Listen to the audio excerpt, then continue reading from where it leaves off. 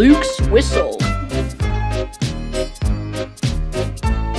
There are 3 small engines on the narrow gauge railway, and their names are Skarloey, Rheneas, and Peter Sound. And then there's Luke, the green engine. He often works at the Blue Mountain Quarry, but he doesn't often pull passengers.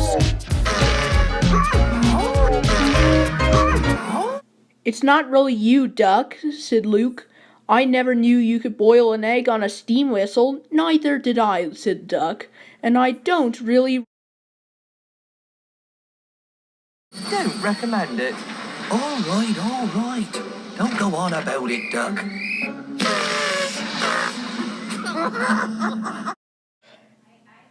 Duck really shouldn't make such horrible sounds. It's shocking, said Luke. I'm gonna whistle like that to everyone today, farted Thomas. Well, if engines can't whistle properly, they shouldn't try, replied Luke. Then why do you? Asked Skarloey. I was talking about Duck, replied Luke. Unlike him, I have an excellent whistle.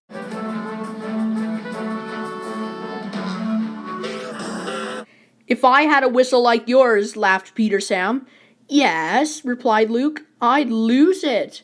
What? Said Luke. Luke's steam pressure went so high that his safety valve blew off. Just then, the engines were surprised to see that Sir Topham Hatt had come to their railway. I shall have to put you on lighter duties, Luke. I suggest you take the passenger train today. No, sir. I'll be fine. You know I prefer hauling goods to passengers. Sorry, Luke, but I can't have you blowing off steam like this. In fact, Rheneas shall take the goods train today, and you shall take passengers once your safety valve is back in order. Yes, sir, said Luke.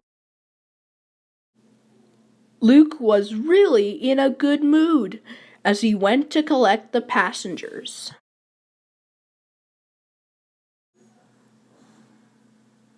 Wow, what a good day for me. And let's do it.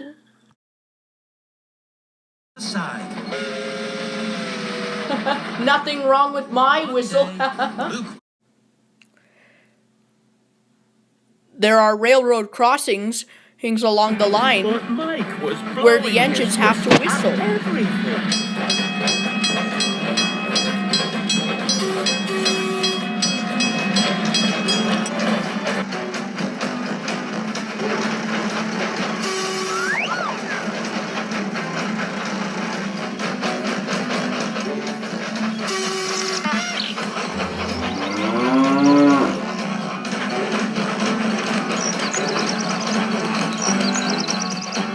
When they reached the end of the line, Luke had to back up and pull the passenger train backwards on the way back. Just don't go thinking about cooking an egg on his whistle.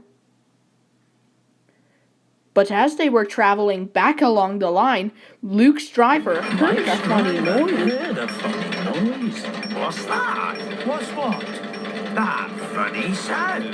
Don't you start. No. Listen. Something is rattling on your boiler. Never mind that. You can tighten up whatever it is when we get back. But then there was trouble.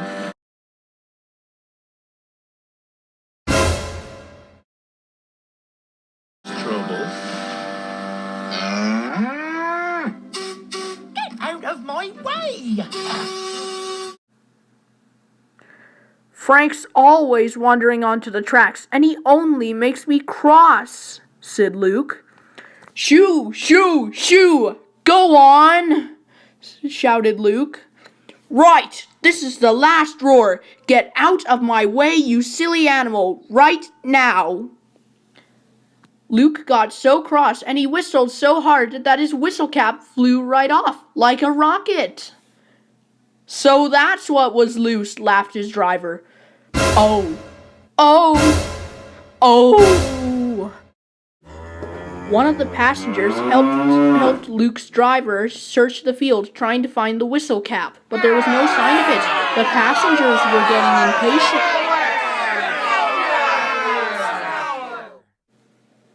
One passenger jumped down and said, "We're going to be late and miss my collection. What's so important about a whistle anyway?" he said. "I have to whistle at certain places along the line to let others know that I'm coming," replied Luke. "That's orders. And haven't you found my whistle yet?" "Duh, this won't do at all. We could be here until tomorrow morning," said that passenger. "We'll have to..." Good idea. I can whistle.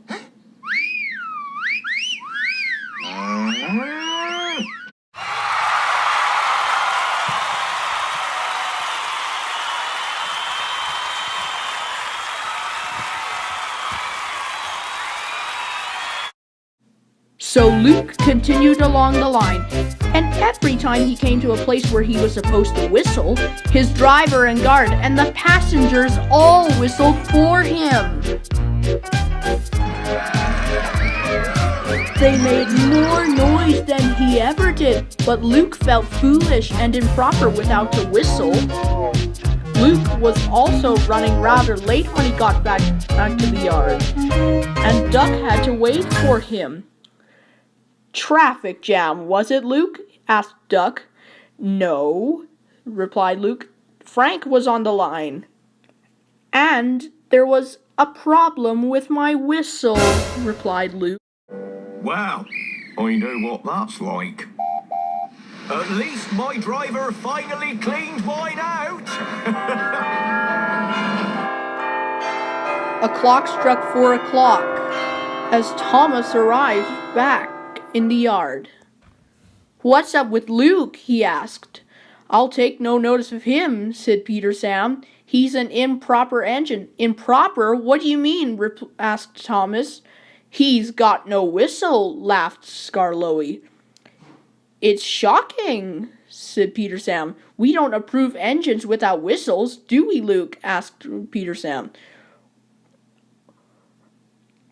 "Oh," said Thomas. "Did someone boil an egg on it?" "No," said Peter Sam. "He got cross with Frank," said Peter Sam. "That's right," said Rheneas, "and all he had to do was say, 'Move,'" laughed Rheneas. "Or maybe go..." Poor Luke wished he hadn't been so hot-headed, that if he hadn't been so hot-headed and so cross, he might never have lost his whistle in the first place. So he might...